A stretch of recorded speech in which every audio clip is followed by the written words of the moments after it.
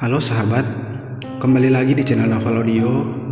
Jadi langsung saja saya akan kembali melanjutkan cerita Suami Mudaku episode 29. Tiara mendengus kesal melihat pesan dari Lukas.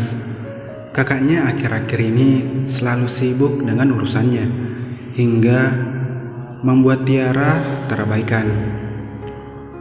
Mungkin kali ini Lukas memiliki keperluan penting lagi, sehingga menyuruhnya untuk pulang sendiri lagi. Ada apa? Tanya seseorang di sebelah Tiara, yang tak lain adalah Mita yang sedang menyeruput minumannya. Tiara melirik Mita dari ekor matanya, lalu menyimpan ponselnya di kantung bajunya. Tidak ada. Ucap Tiara mengambil satu potong kentang goreng yang dipesannya, lalu mengunyahnya dengan pelan. Mita menghela nafasnya pelan melihat respon Tiara. "Kau masih marah?" tanya Mita melihat Tiara. Tiara melipat tangannya di depan meja kantin dan memilih membenamkan wajahnya. Jujur saja, ia sedikit kesal kepada Mita yang mengajaknya menemaninya berbelanja. Ternyata Mita lupa dan pergi ke Australia selama 2 hari menjenguk neneknya yang sakit di sana. Oleh sebab itu, Mita mematikan ponselnya sehingga pesan dari Tiara tidak ada dibacanya. Bahkan telepon dari Tiara tidak ada satupun diangkat. Tiara tak bisa menyalahkan Mita begitu saja, tetapi ia hanya kesal karena Mita tak datang. Maka ia harus mengalami kejadian memalukan di kafe dan bertemu dengan Winter. Bagaimanapun juga, Tiara tak bisa menyalahkan siapapun. Ini sudah terjadi dan Tiara harus menjalaninya. "Tiara," panggil Mita kembali. Tiara hanya diam dan menyembunyikan wajahnya di lipatan tangannya. Mita makin bersalah, lalu memeluk Tiara dari samping. "Aku minta maaf," ucap Mita berbisik pelan di telinga Tiara, membuat Tiara mendoakan wajahnya melihat Mita. Tiara tersenyum tipis dan membalas pelukan sahabatnya ini. Dia tak ingin persahabatannya rusak karena masalah kecil saja. Mita tersenyum senang membalas pelukan Tiara. Dari kejauhan, seseorang memperhatikan mereka sedari tadi tampak tersenyum tipis. "Hei, apa yang kuperhatikan?" ucap Jen yang merupakan teman Winter satu-satunya sekaligus teman sebangkunya, sambil melihat ke arah yang sama seperti Winter. Winter segera tersadar menampilkan wajah datarnya, mengalihkan pandangannya ke arah Jen. "Tidak ada," ucap Winter lalu bangkit dari bangku kantin menuju kelasnya. "Hei, tunggu!" Jen segera meminum habis lemon tea-nya, lalu mengejar Winter yang sudah berjalan menjauh. Pukul 11 pagi, Edison Mansion. Diego tersenyum senang menemani anak kecil yang dihapanya ini. Tampak Cindy sedang sibuk menggambar sebuah pemandangan di buku gambarnya.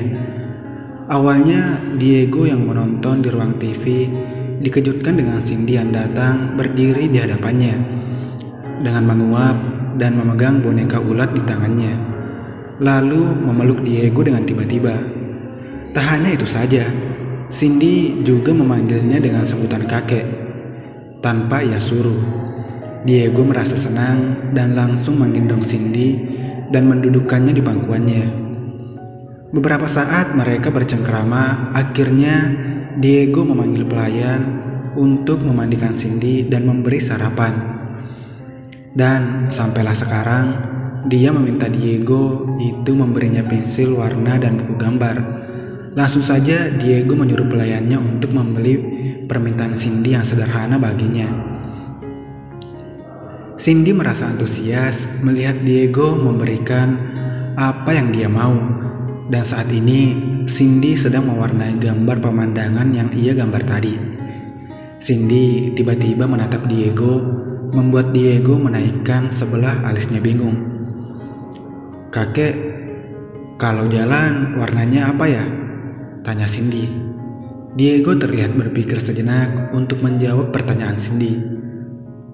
Sepertinya abu-abu, ucap Diego sambil mengelus rambut Cindy.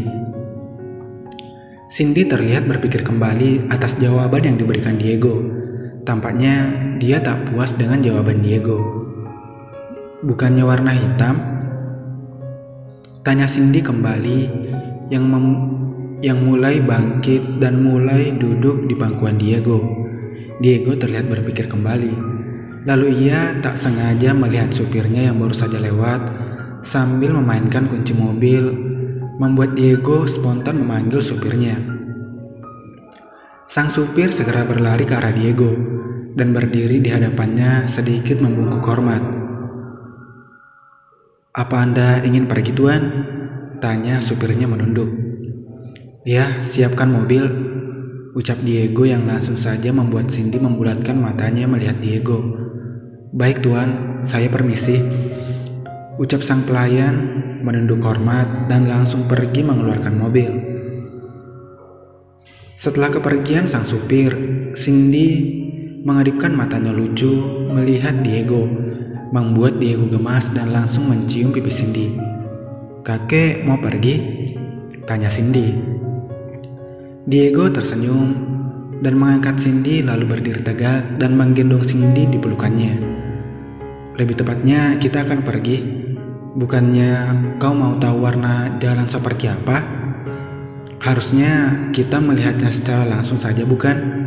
ucap Diego tersenyum lembut, membuat pekikan senang dari Cindy yang langsung memeluk Diego erat. Diego tersenyum lebar. Kehadiran Cindy yang awalnya ia tolak tampak berubah menjadi hal yang menyenangkan. Ia menjadi rindu ketika Lukas dan Tiara yang masih kecil lebih menggemaskan dibandingkan Cindy. Namun sekarang anak-anaknya sudah besar, membuat Diego jarang kembali melihat tingkah menggemaskan anak-anaknya. Tapi tampaknya Cindy datang untuk menemani Diego dan menggantikan anak-anaknya dengan tingkah lucunya yang selalu membuat Diego tertawa.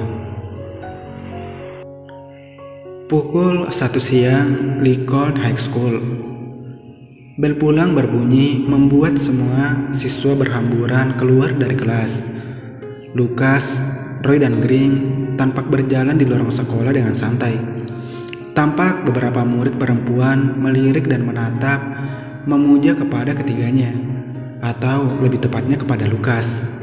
Namun, Lukas hanya menatap lurus ke depan dan tak menghiraukan tatapan para gadis di sekolah.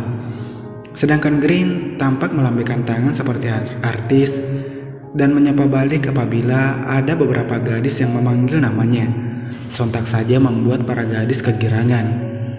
Roy hanya mendengus melihat tingkah Green yang seperti artis terkenal, padahal ia hanyalah murid bodoh yang diberkati wajah yang lumayan tampan. Beruntung ia memiliki kelebihan lain di mata hijaunya yang indah. Roy mengakui mata Green benar-benar memukau. Ia seperti melihat padang rumput yang indah ketika bertatapan lama dengan Green. Tampak gadis culun dengan kacamata tebal sedang membawa buku yang lumayan banyak di tangannya. Ia tampak berlari dari taman melewati Roy, Lukas dan Green begitu saja, membuat mereka berhenti beberapa detik agar gadis itu berjalan terlebih dahulu. "Hei, dia melewati kita begitu saja," ucap Green yang tersadar pertama kali, sedangkan Lukas dan Roy masih tampak diam. "Apa dia tak terpikat pada wajahku? Bahkan dia tak melihat kita dan lari begitu saja," ucap Green menunjuk sang gadis yang sudah berlari menjauh. Gumam Lukas lalu kembali melanjutkan langkahnya. Green langsung mengikuti Lukas, sedangkan Roy tampak melihat gadis itu berlari. Rambut hitamnya tampak berkibar mengikuti angin yang menyapa ketika gadis itu berlari. Tubuhnya mungil dan sangat pendek untuk ukuran seorang pelajar pada umumnya. Roy memperhatikan gadis itu sampai dia memasuki perpustakaan. "Hei, kau mau ikut tidak?" teriak Green melambaikan tangannya kepada Roy yang sudah sampai di parkiran. Roy langsung berjalan cepat ke arah Green sedangkan Lukas mulai memasuki mobilnya, disusul oleh Roy dan Green yang masuk ke mobil Lukas. Mereka pergi meninggalkan area sekolah untuk menjenguk kakaknya Ken.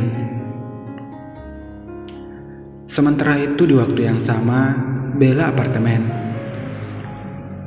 Bella meminum jus wortelnya dengan pelan, lalu diletakkannya kembali di meja.